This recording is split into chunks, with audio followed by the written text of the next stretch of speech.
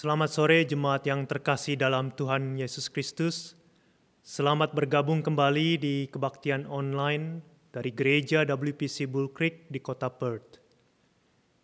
Kebaktian ini dibuat dalam bentuk rekaman sesuai dengan peraturan pemerintah Australia dan berdasarkan atas kebijaksanaan yang diambil oleh pengurus gereja ini.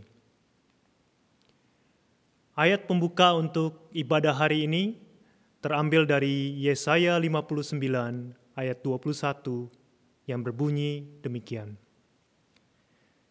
Adapun aku, inilah perjanjianku dengan mereka, firman Tuhan. Rohku yang menghinggapi engkau, dan firmanku yang kutaruh dalam mulutmu, tidak akan meninggalkan mulutmu, dan mulut keturunanmu, dan mulut keturunan mereka, dari sekarang sampai selama-lamanya, firman Tuhan. Jemaat, hari ini kita merayakan Pentakosta, di mana kita mengingat kembali akan kedatangan Roh Kudus. Roh Kudus memiliki peran yang sangat penting dalam hidup umat Kristen di zaman ini. Roh Kudus adalah penolong dan penghibur yang memberi dorongan dan nasihat pada kita. Roh Kudus memimpin, menuntun kita kepada Sang Sumber kebenaran sejati, yaitu Kristus Yesus. Jemaat, Pentakosta juga menandakan awal dari zaman gereja, awal dari karya Roh Kudus yang berdiam dalam kehidupan kita.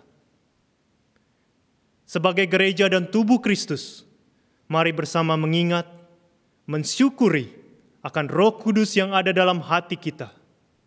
Dengan bangkit berdiri, mari kita puji dan sembah Allah yang kita kenal sebagai Allah Tritunggal, Allah Bapa, Allah Anak, dan Allah Roh Kudus.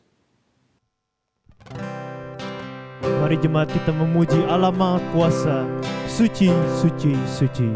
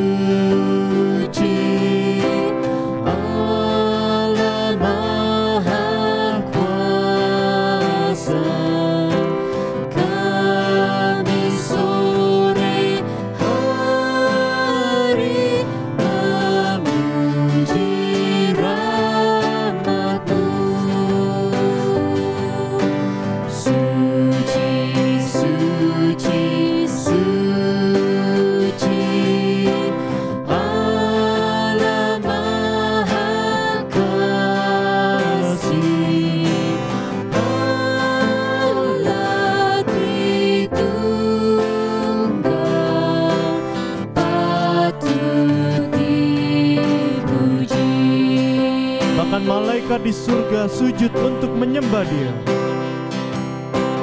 Suci, suci, suci, Allah yang dipuji di depan tahta-Mu memberi mahkotanya.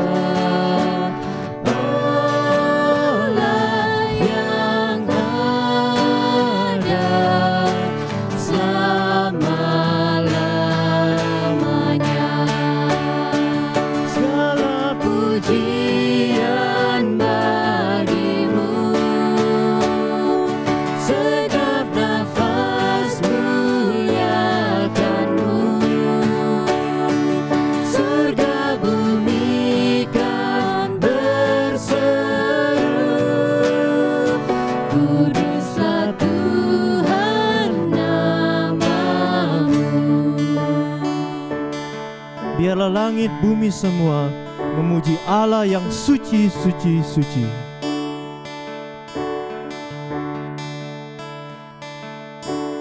Suci, suci, suci, Allah Maha Kuasa. Langit bumi semua memuji nama-Mu. Suci, suci, suci, Allah Maha Kasih, Allah Tritunggal, patut dipuji. Segala pujian bagi-Mu, sedap nafas muliakan-Mu. Surga bumi kan berseru, kuduslah Tuhan nama-Mu. Segala pujian bagi-Mu, sedap nafas muliakan-Mu. Surga bumi kan berseru, kuduslah Tuhan nama-Mu. Kuduslah Tuhan nama-Mu. Kuduslah Tuhan nama-Mu.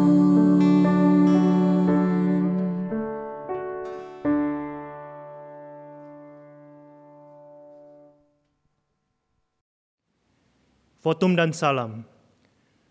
Terpujilah Tuhan, hari demi hari Ia menanggung bagi kita. Allah adalah keselamatan kita. Turunlah atas kita sekalian anugerah dan damai sejahtera dari Allah Bapa dan Tuhan kita Yesus Kristus dalam persekutuan dengan Roh Kudus. Amin.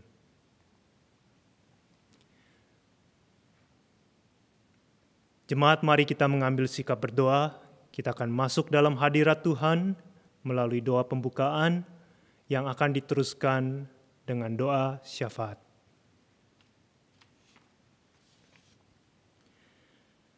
Allah Bapa yang bertata dalam kerajaan surga, Allah yang kami kenal dalam diri Kristus Yesus sebagai Tuhan dan Raja dalam hidup kami. Kami sungguh mengucap syukur padamu untuk kesempatan berbakti di hari Minggu ini. Kami bersyukur karena di hari Pentakosta ini, kami boleh mengingat akan janji penyertaan-Mu melalui Roh Kudus yang senantiasa bekerja, berkarya dalam hati pikiran kami. Kiranya Tuhan juga boleh menyertai ibadah sore ini dimanapun kami berada. Kiranya Roh Kudus memampukan kami agar boleh mengalami perjumpaan indah dengan-Mu, menerima berkat-Mu, dan mendapatkan kekuatan rohani lewat pujian, doa syukur, dan firman Tuhan.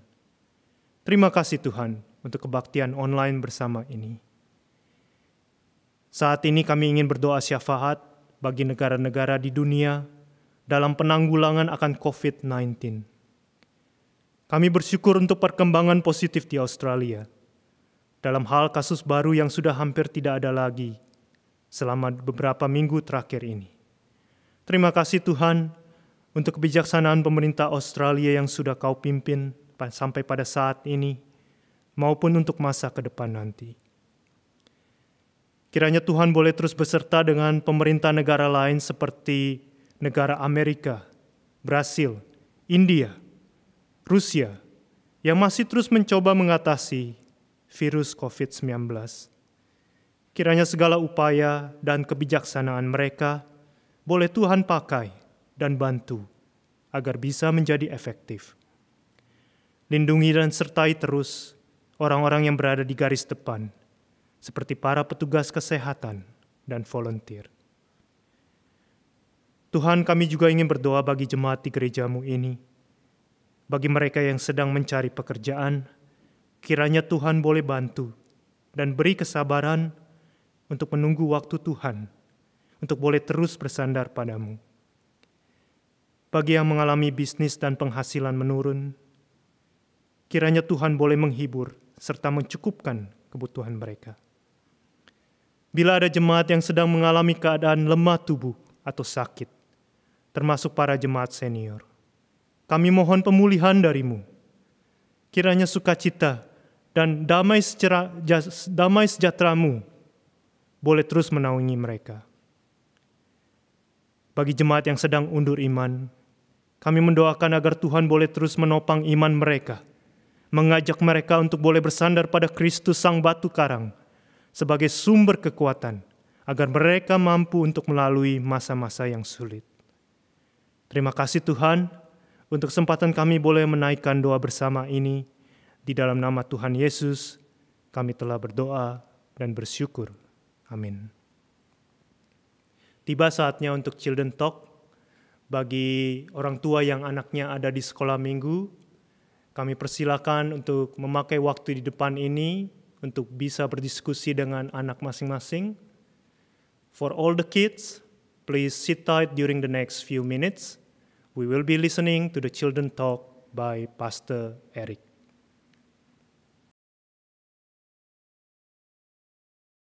Hi kids, I'm Ega. How are you? I hope you guys have been staying warm lately, especially since it's almost winter and because of that big storm we had last week. For me to stay warm, I had to drink lots of hot chocolate and long hot showers. How have you been staying warm? Anyways, it's great to see you guys again, especially during this Pentecost Day. Now, do you know what Pentecost in Indonesia is? Pentecost in Indonesia is Pentakosta. It's not too much different from the spelling in our English, because both of them are taken from its original word in Greek, Pentekoste, which means 50th, and Penta means 5. Pentecoste is exactly 50 days after Easter, which celebrates Jesus rising from the dead to live. And it is also 10 days after Ascension Day, which celebrates Jesus returning back to heaven. Now, the question is, what do we celebrate on Pentecost Day? One afternoon, Chelsea keeps on looking through the windows impatiently. She's waiting for her mom to return home. Her dad had promised to buy a battery for her. Before, she was very sad because she could not go with her dad to buy the battery, but she had to stay at home with her nanny.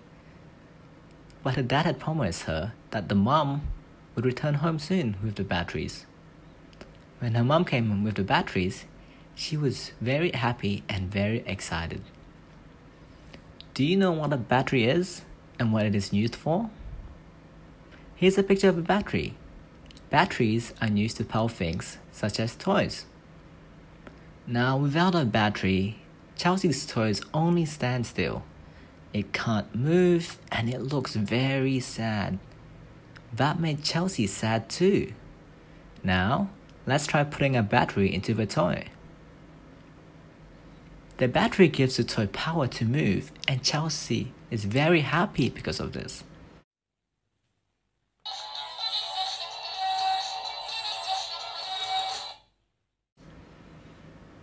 Pentecost Day was the day when the Holy Spirit of God came upon Jesus' disciples, just as Jesus had promised them. The Holy Spirit came in sounding like a mighty rushing wind. Can you make a sound like a mighty rushing wind? Maybe you can imagine the storm we had last week. And the Holy Spirit was seen like tongues of fire upon them too. Later, you can try to make some tongues of fire of your own from paper. It is one of the activities listed in our news handout. Now, what differences did the Holy Spirit make? Just like how batteries can give power, the Holy Spirit gave power to the disciples so they dared to stand up and tell people about who Jesus is and what he has done. They proclaimed that Jesus is the Savior, in various languages. The Holy Spirit also helped those people who heard what they said to repent from their sins and to also be baptized. Can you say Jesus is the Savior in some other languages besides English? Here are some examples. Now, I might get this wrong, so forgive me. But here we go. In Indonesia, Yesus adalah Sang Juru Selamat. In Arabic, Yesuhu Al-Mukhlas. In Chinese, Yesus Shi Jia Ju. In French, Jesus es le Sauveur. In Italian, Gesù è il Salvatore. In Dutch, Jesus is the Redder. In Korean, Yesu Neon Kuseju Ibnida. In Japanese, Yesu wa Sukui Nushi desu. Do you know some of your friends who were not born in Australia? You should ask and learn from them how to say Jesus is Savior in their own languages. Tell them that Jesus is Savior because He saves us by taking the punishment of our sins because of His love for us. Here's today's memory verse. It's from Acts 2, verse 38. So, Acts 2, verse 38. Let's read it together. Repent and be baptized, every one of you, in the name of Jesus Christ for the forgiveness of your sins. Now that is all for today. Let us pray. Lord, we thank you for sending the Holy Spirit God who gives us power that enables us to know and believe in Jesus so we repent and receive forgiveness of our sins. Please also give us power to tell our friends about Jesus our Lord and Savior. In the name of Jesus Christ, we pray. Amen. You can find some activities for today's Children Talk in our church news handout. Okay, that ends our children's talk for today. I hope you guys have a blessed week. I hope you guys can stay safe and warm. See you next time. Terima kasih untuk Children Talk yang sudah dibawakan. Hoping that the children who are listening at home are encouraged by the message today. Bapak, Ibu, Saudara, salah satu janji Tuhan pada umatnya adalah janji tentang firman Tuhan yang tidak akan pernah meninggalkan kita dan keturunan kita dari sekarang sampai selama-lamanya. Kehadiran Roh Kudus membuka pengertian, memungkinkan saudara dan saya untuk memahami serta menerima Injil dengan jelas. Sungguh suatu janji yang indah, yang perlu kita imani dan syukuri ketika mendengarkan kebenaran firman-Nya. Mari bersama menaikkan pujian Speak O Lord, sambil kita renungkan lirik di dalam lagu ini.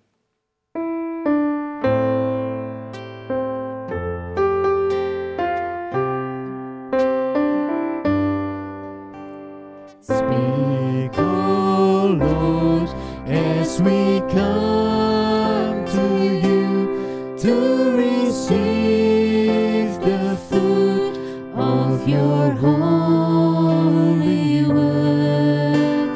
Take your truth, plant it deep in us, shape and fashion us in your life.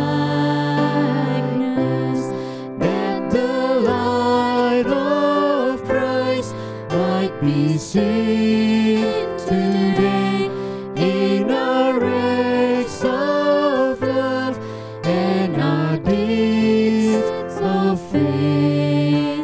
Speak, O Lord, and fulfill in us all your purposes for your glory.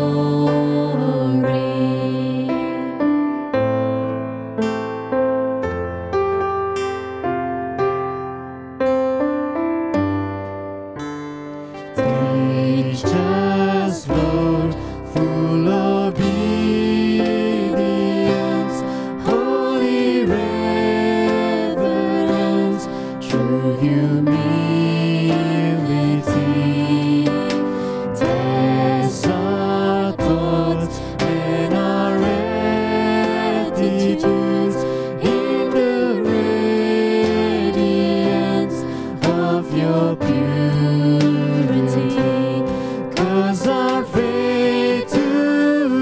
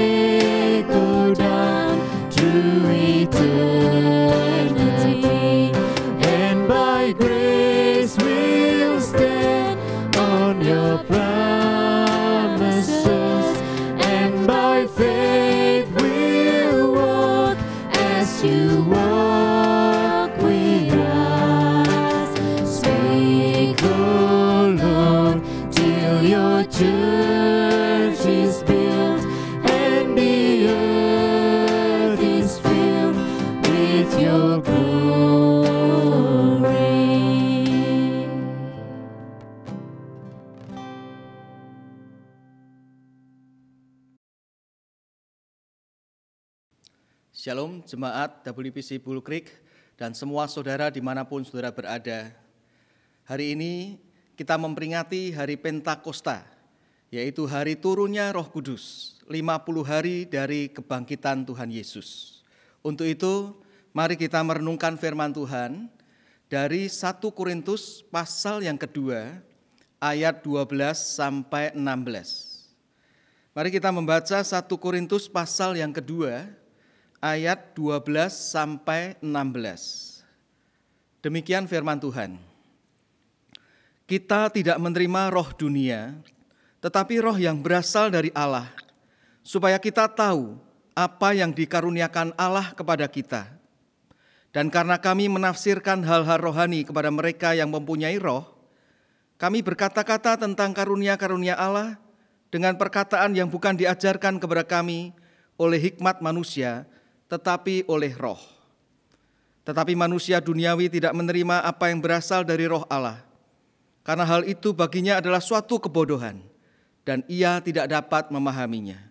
Sebab hal itu hanya dapat dinilai secara rohani. Tetapi manusia rohani menilai segala sesuatu, tetapi ia sendiri tidak dinilai oleh orang lain. Sebab siapakah yang mengetahui pikiran Tuhan sehingga ia dapat menasihati dia? Tetapi kami memiliki pikiran Kristus. Mari sebelum kita merenungkan kebenaran firman Tuhan ini, kita bersatu di dalam doa. Kami bersyukur kepadamu ya Tuhan, hari ini kami kembali dapat berbakti kepadamu bersama-sama secara online. Kami bersyukur untuk Allah Roh Kudus yang Kau curahkan, yang Kau berikan kepada kami, melahirbarukan kami sehingga kami dapat percaya kepada Tuhan Yesus Kristus. Kami dapat menyebut-Mu ya Allah sebagai Bapa kami. Terima kasih ya Tuhan untuk Allah Roh Kudus juga yang memberikan firman Tuhan. Di peringatan hari Pentakosta ini, kami mau ya Tuhan, hidup kami diingatkan dan terus dipimpin oleh Allah Roh Kudus. Sehingga di dalam menjalani hidup yang singkat ini, kami dapat menjadi berkat bagi sesama kami dan kemuliaan bagi nama-Mu. Dalam nama Tuhan Yesus Kristus, kami memohon semua ini. Amin. Saudara-saudara, ada seorang yang bernama Rachel Smith. Dia adalah seorang pemudi yang berasal dari Pennsylvania, Amerika. Dia dibesarkan di sebuah keluarga yang sederhana, di mana orang tuanya adalah orang Kristen yang mengasihi Tuhan.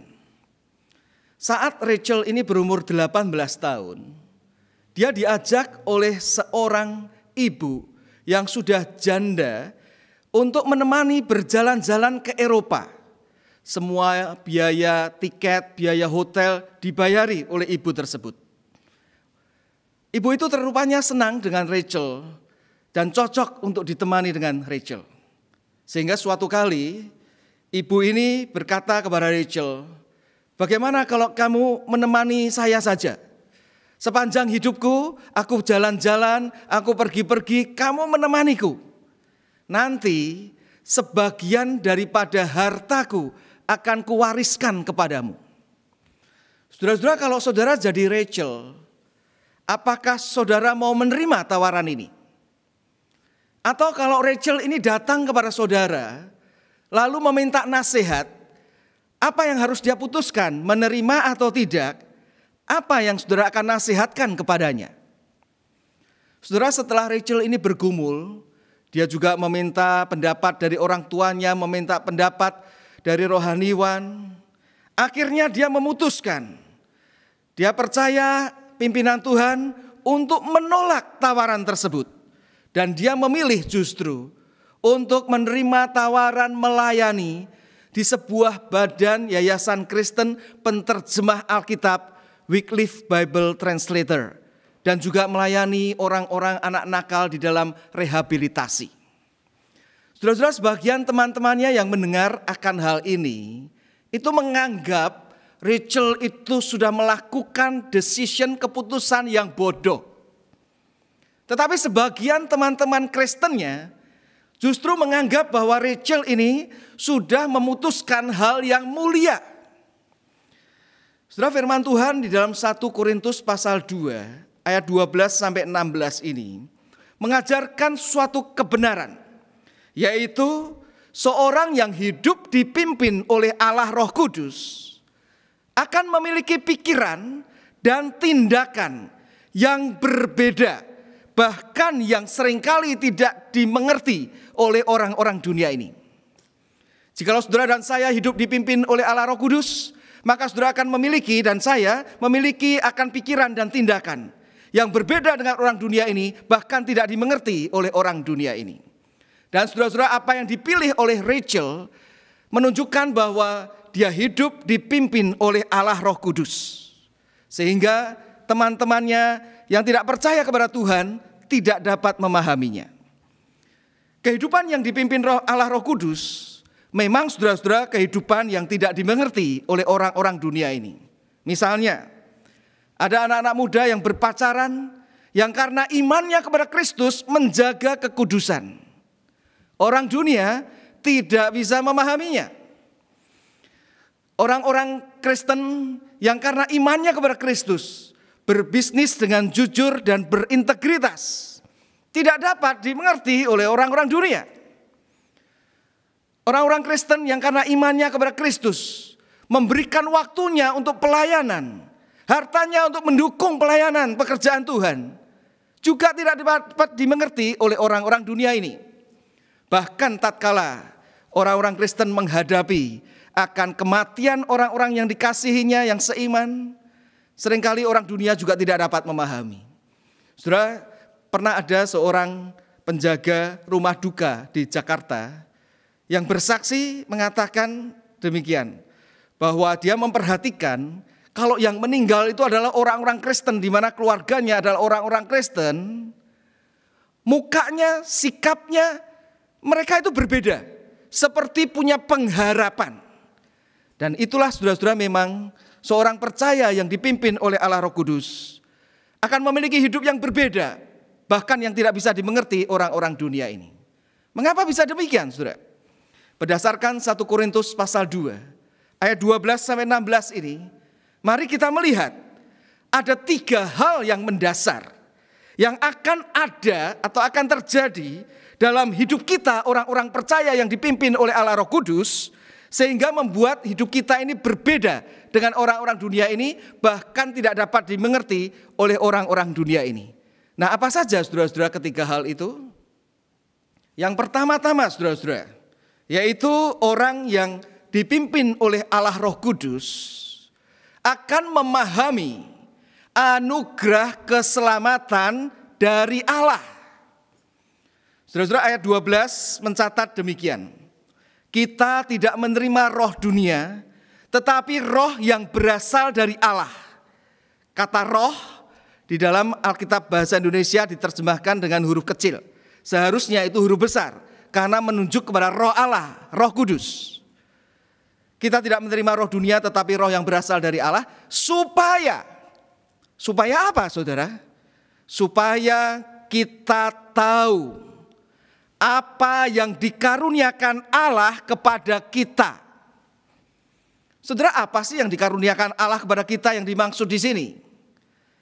ESV, NIV, kebanyakan terjemahan bahasa Inggris menerjemahkan the things freely given us by God. Apa yang diberikan secara cuma-cuma oleh Allah kepada kita. Saudara, ini menunjuk kepada keselamatan dalam Kristus.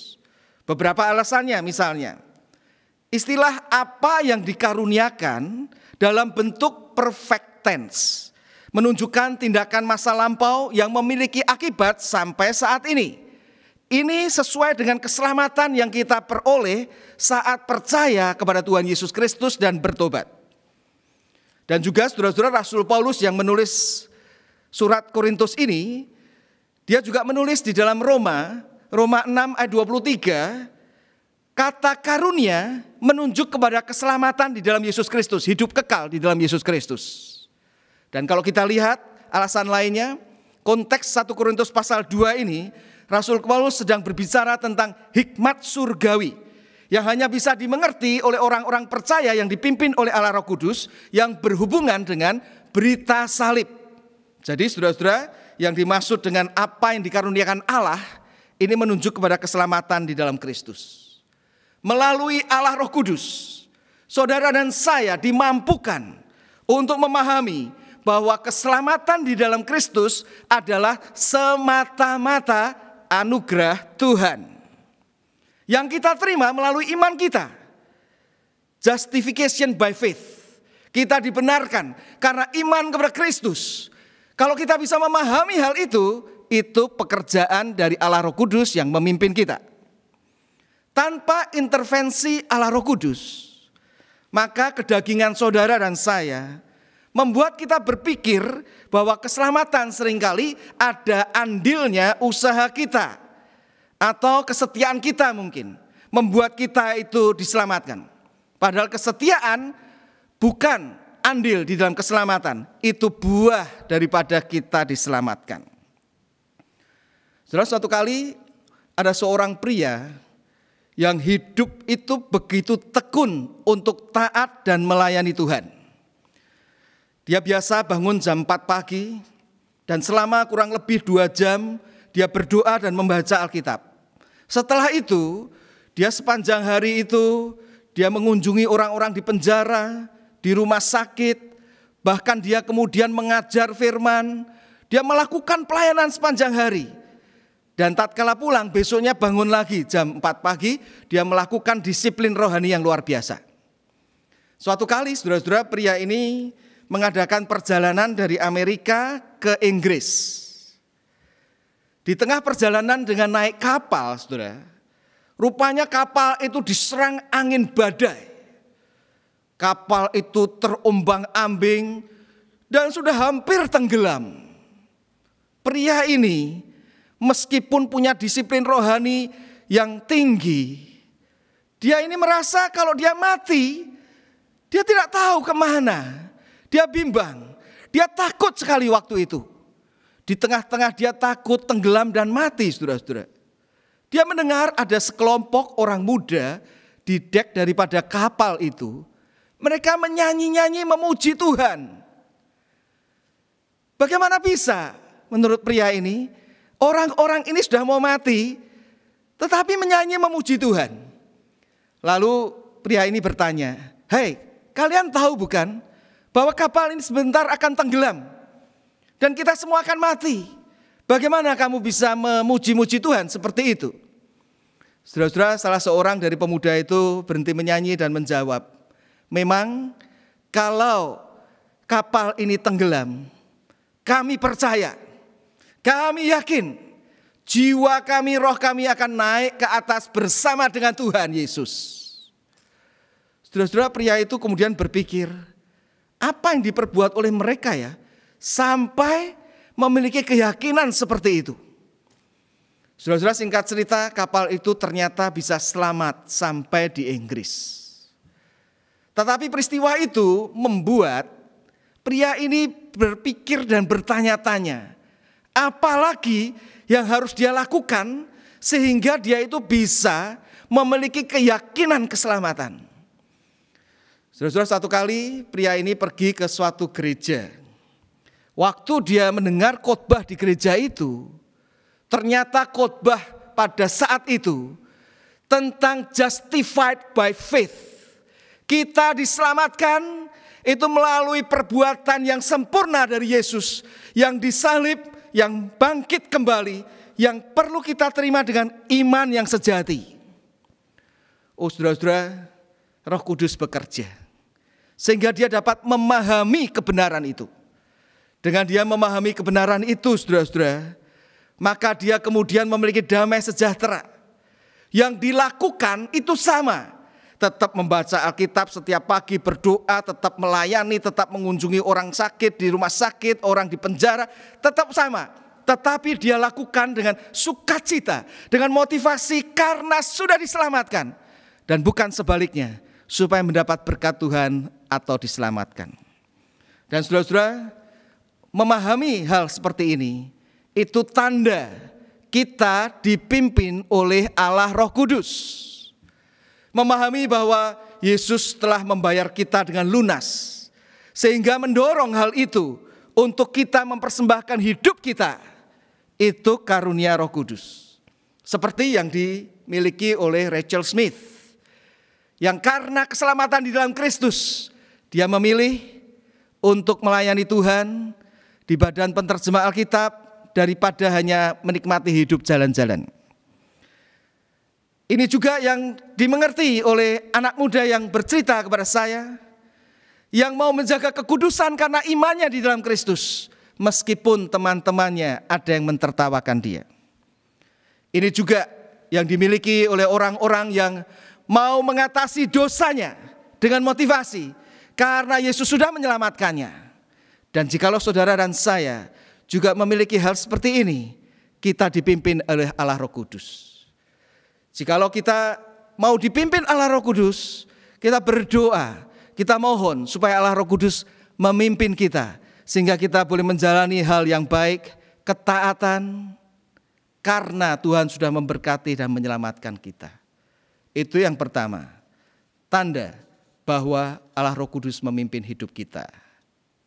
Yang berikutnya, saudara-saudara, yang kedua, hal mendasar yang kedua yang akan ada terlihat dalam hidup kita sebagai orang percaya yang dipimpin oleh Allah Roh Kudus, yang membuat hidup kita berbeda dengan orang dunia ini, yaitu kita akan dapat berkata-kata tentang berita keselamatan di dalam Kristus.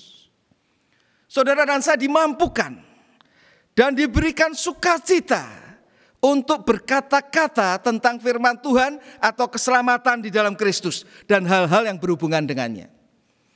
Saudara, kebenaran ini dapat kita lihat di dalam ayatnya yang ke-13. Di dalam ayat 13, 1 Korintus 2 ayat 13b, Rasul Paulus berkata demikian. Kami berkata-kata tentang karunia-karunia Allah dengan perkataan yang bukan diajarkan kepada kami oleh hikmat manusia, tetapi oleh Roh, yaitu Roh Kudus. Saudara, yang dimaksud dengan karunia-karunia Allah, yaitu Rasul Paulus karena dipimpin oleh Roh Kudus berbicara tentang keselamatan dalam Kristus dan hal-hal yang berhubungan dengannya. Saudara-saudara, ini sesuai dengan di dalam pasal 2 ini ayat 1-5, Rasul Paulus sendiri dengan pimpinan Allah Roh Kudus, dia memang berkata-kata memberitakan firman Tuhan yang intinya, pusatnya adalah salib Kristus. Dan itu Rasul Paulus lakukan dengan berani, saudara. Kenapa? Karena sebenarnya jemaat Korintus itu tidak terlalu menerima Rasul Paulus. Bahkan kerasulan Rasul Paulus itu diragukan. Tetapi karena Rasul Paulus dipimpin oleh Allah Roh Kudus, dia memiliki kemauan, keberanian untuk tetap memberitakan berita Injil, baik bagi orang-orang yang sudah percaya maupun yang belum percaya yang ada di jemaat Korintus. Saudara-saudara, bagaimana dengan saudara dan saya? Apakah kita sungguh-sungguh dipimpin oleh Allah Roh Kudus? Sejauh mana kita berani berkata-kata tentang firman Tuhan, tentang keselamatan di dalam Tuhan Yesus Kristus, di dalam komunitas kita, kepada orang-orang di sekitar kita, kepada orang-orang yang Tuhan pertemukan kepada kita. Saudara, Raja Frederick Agung suatu kali mengadakan pesta setelah dia itu menang perang, sekitar tahun 1700-an. Di dalam pesta itu, saudara-saudara, dia itu bersenda gurau dengan orang-orang semejanya.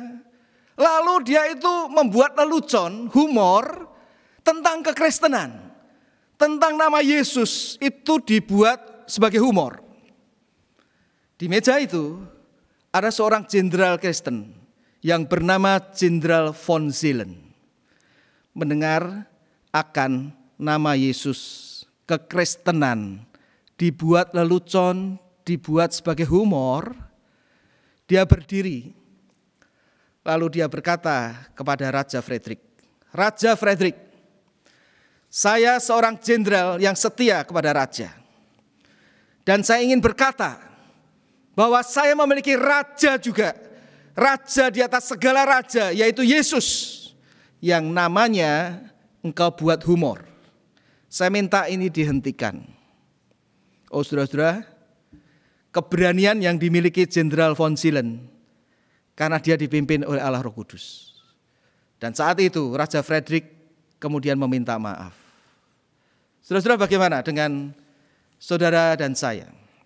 Apakah kita dipimpin oleh Allah Roh Kudus sehingga di dalam pembicaraan kita dengan teman-teman, dengan orang-orang yang bertemu dengan kita berani berkata-kata tentang firman Tuhan, tentang keselamatan di dalam Kristus. Francis Chan di dalam sebuah bukunya yang berjudul Forgotten God, dia menceritakan akan temannya yang bernama Thomas. Thomas suatu kali memanggil Francis Chan ini ke restorannya yang baru dibukanya, yang berjualan steak, daging steak di Amerika. Nah, pada waktu Francis datang, diberikan makanan gratis sambil dia bercerita bagaimana dia itu berbisnis ini dan bagaimana keuntungannya, dan kemudian berapa tahun lagi dia akan untung dan sebagainya. Bicara hanya masalah bisnis. Kemudian Francis Chan mencoba untuk berbicara tentang Injil kepadanya. Dan dia berjanji nanti akan datang lagi. Dan dia datang 2-3 kali, saudara-saudara, membuat Thomas temannya ini berubah. Dari pembicaraan fokusnya hanya uang, harta, materi, menjadi dia sekarang dengan teman-temannya pun berani berbicara tentang firman Tuhan, tentang keselamatan di dalam Kristus. Bahkan keahliannya masak, dia pakai juga untuk melayani orang-orang yang homeless, yang miskin, tanpa mereka perlu bayar. Pimpinan Allah Roh Kudus membuat saudara-saudara dan saya akan berani berkata-kata dan bertindak tentang kebenaran firman Tuhan yang berhubungan dengan Yesus Kristus. Itu hal yang kedua, saudara-saudara. Selanjutnya, saudara-saudara, yang ketiga. Mari kita melihat hal yang ketiga, hal yang mendasar berikutnya yang ketiga, yang akan terlihat dalam hidup kita orang percaya tatkala kita ini dipimpin oleh Allah Roh Kudus. Yaitu saudara-saudara, saudara dan saya tatkala dipimpin oleh Allah Roh Kudus bukan hanya akan memahami anugerah Allah, yaitu keselamatan dalam Yesus Kristus dan hidup berdasarkannya. Bukan hanya saudara dan saya akan berani berkata-kata tentang keselamatan di dalam Yesus Kristus di lingkungan kita, tetapi juga saudara-saudara yang ketiga, saudara dan saya akan memiliki perspektif yang berpusat kepada Kristus. Saudara dan saya akan memiliki Christ-centered perspective atau cross-centered perspective atau gospel-centered perspective.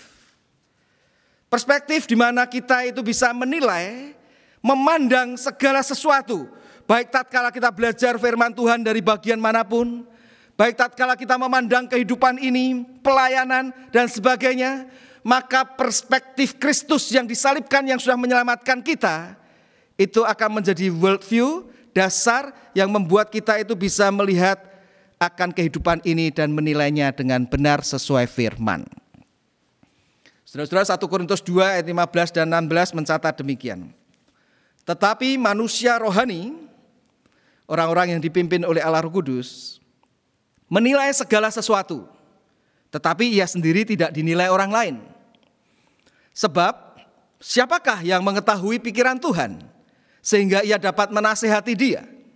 Tetapi kami memiliki pikiran Kristus.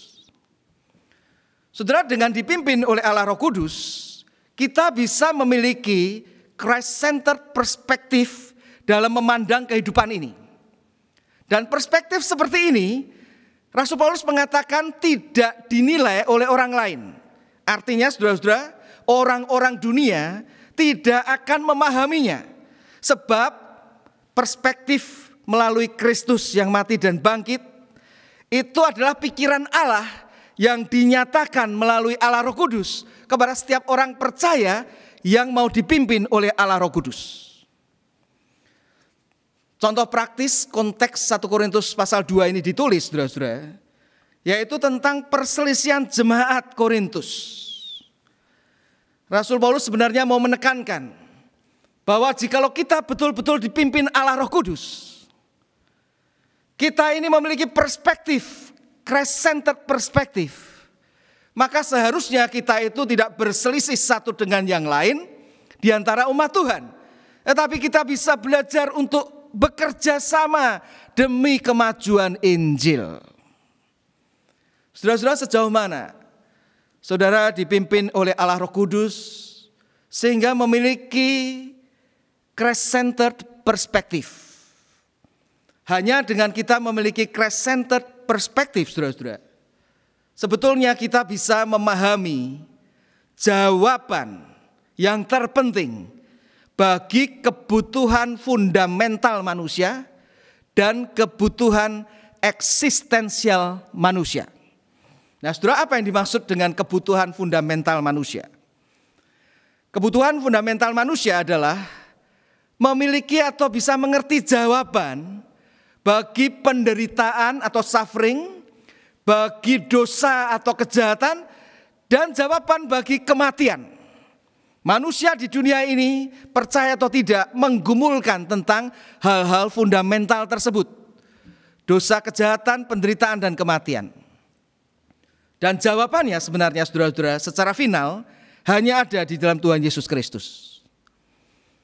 Bulan November lalu, seorang pria bercerita kepada saya bahwa dia hampir kehilangan imannya. Karena dia melihat ada anak kecil yang lahir cacat, anak kecil yang lahir lalu meninggal. Dia melihat ada teman-temannya yang tidak bersalah dijahati orang lain. Mana Allah itu? Bagaimana kita bisa menjawab problem seperti ini? Saudara-saudara, saya kemudian coba menjelaskan bahwa apa yang ditanyakan itu memang problem fundamental setiap orang. Pertanyaan baik orang percaya maupun tidak. Tetapi bagi kita, orang yang percaya terhadap firman Tuhan, maka kita itu sebetulnya memiliki jawaban yang final terhadap pertanyaan yang berhubungan dengan kebutuhan fundamental manusia tersebut.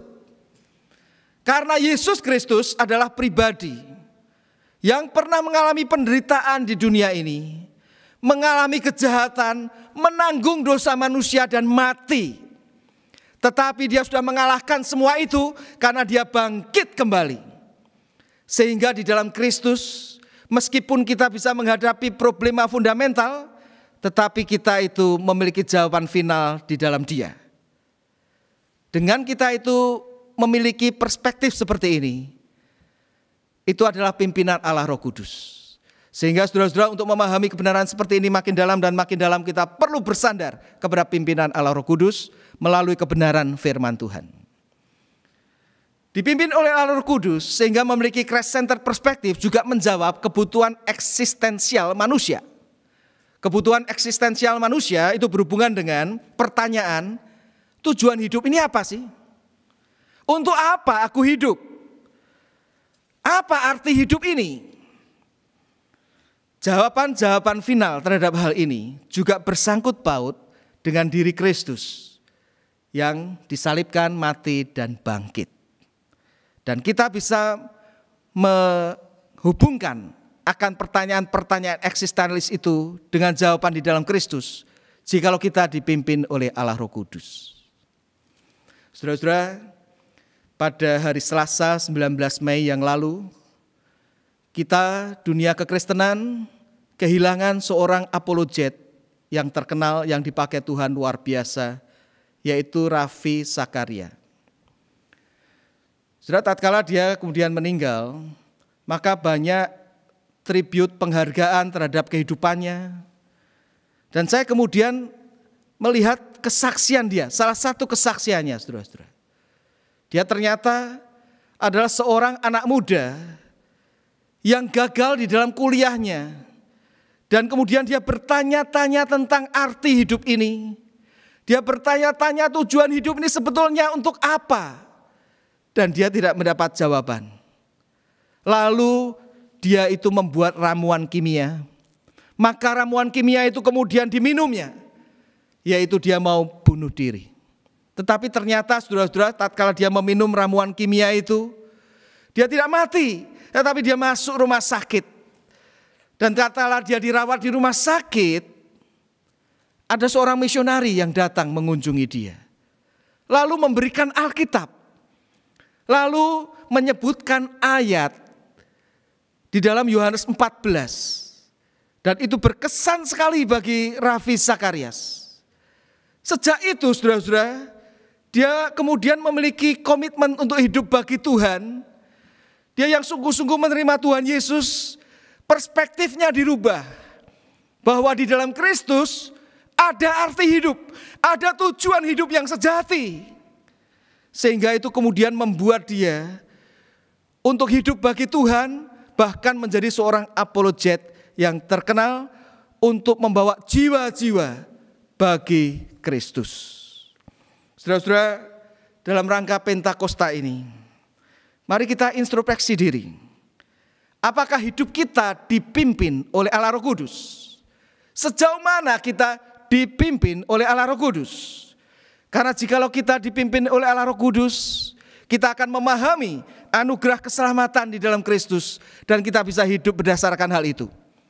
Kita akan berani dan dimampukan untuk berkata-kata tentang keselamatan di dalam Kristus. Dan kita juga akan melihat kehidupan ini dari perspektif Christ-centered Injil Kristus. Mari kita hidup dipimpin oleh Allah Roh Kudus. Selamat Hari Pentakosta. Saudara-saudara, mari kita sekarang masuk di dalam doa. Kami bersyukur kepadamu ya Tuhan, untuk firman-Mu. Firman-Mu yang sudah mengingatkan kami untuk kami hidup dipimpin oleh Allah Roh Kudus. Sehingga kami boleh menjalani suatu kehidupan yang berbeda dengan orang-orang dunia ini. Tolong kami ya Tuhan, tatkala kami dipimpin oleh Allah Roh Kudus, kami bukan hanya memahami akan anugerah keselamatan di dalam Kristus yang semata-mata anugerah-Mu itu, tetapi kami juga boleh menjalani hidup yang taat kepadamu berdasarkan kebenaran tersebut. Tolong kami juga ya Tuhan, supaya dipimpin oleh Allah Roh Kudus, sehingga kami dapat terus berkata-kata bersaksi tentang keselamatan di dalam Kristus bagi orang-orang di sekitar kami. Dan tolong kami ya Tuhan, untuk dipimpin Allah Roh Kudus terus bertumbuh di dalam memiliki perspektif hidup berdasarkan firman-Mu yang Christ-centered, yang berpusat pada Kristus, yang disalibkan dan yang bangkit pula. Dengan demikian, kami boleh menjalani hidup ini dengan suatu kehidupan yang berarti, yang bernilai kekal untuk kemuliaan-Mu saja ya Tuhan. Kami mengucap syukur untuk semua ini, dan kami memohon Tuhan memberkati setiap kami yang sudah mendengar penguraian firman-Mu dan hamba-Mu yang sudah menguraikan. Sehingga kami semua dengan dipimpin Allah Roh Kudus boleh menyimpan kebenaran firman-Mu ini dalam hidup kami dan bahkan boleh menerapkannya. Kami memohon semua ini di dalam nama Tuhan Yesus Kristus. Amin. Saudara-saudara, selanjutnya kita akan menyaksikan persembahan pujian, sebuah lagu yang berjudul Amazing Grace yang akan dinyanyikan oleh Bapak Ade dan Ibu Farah. Kami persilahkan. Like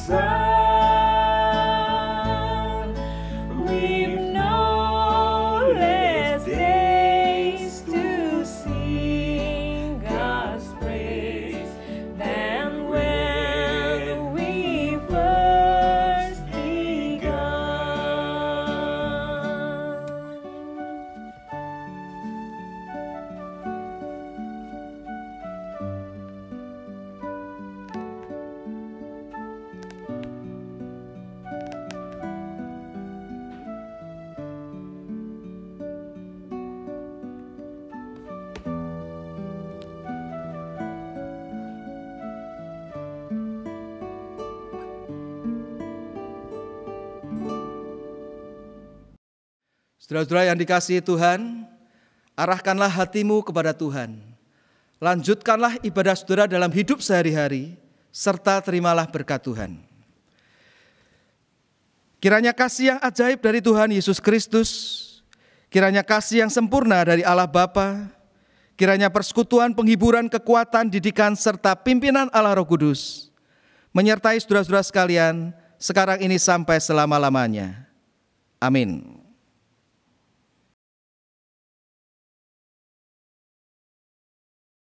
Jemaat, ada beberapa warta yang ingin disampaikan secara lisan hari ini. Pertama-tama terima kasih kepada tim yang telah mempersiapkan kebaktian online hari ini sehingga bisa berjalan dengan baik. Semoga jemaat diberkati lewat kebaktian WPC Bull Creek ini. Kami juga ingin mengucapkan terima kasih untuk financial support dari jemaat lewat persembahan online. Puji Tuhan untuk pekerjaan tangannya lewat gereja lokal ini yang boleh terus kita dukung bersama untuk kemuliaan nama Tuhan.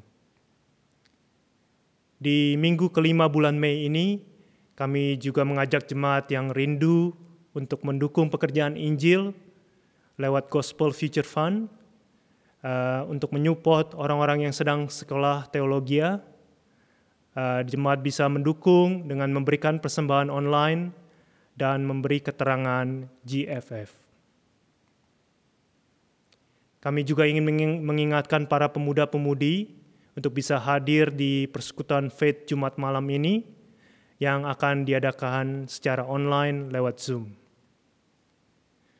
Terima kasih untuk perhatian dari jemaat. Sekian warta hari ini dan kami mengharapkan kehadiran saudara di kebaktian online minggu depan, di mana jemaat bisa mulai tune in di YouTube channel pukul 3.45 sore, yaitu 15 menit sebelum kebaktian minggu depan dimulai pukul 4 sore. Kiranya Tuhan Yesus memberkati saudara.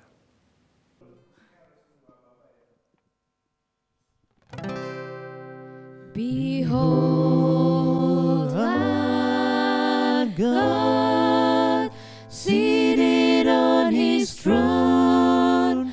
Come, let us adore him. Behold, our King. Nothing can compare. Come, let us adore.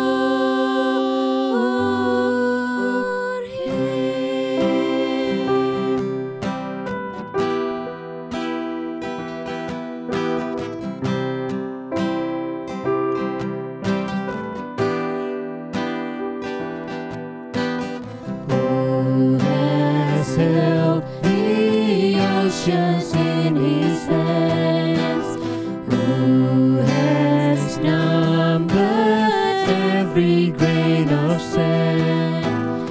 Kings and nations tremble at his voice. All creation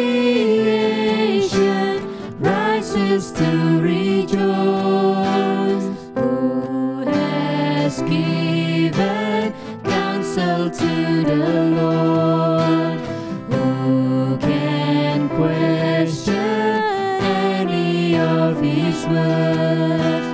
Who can teach the one who knows all things? Who can fathom all his wondrous deeds? Behold, our God seated on his throne. Come, let us adore him. Behold, our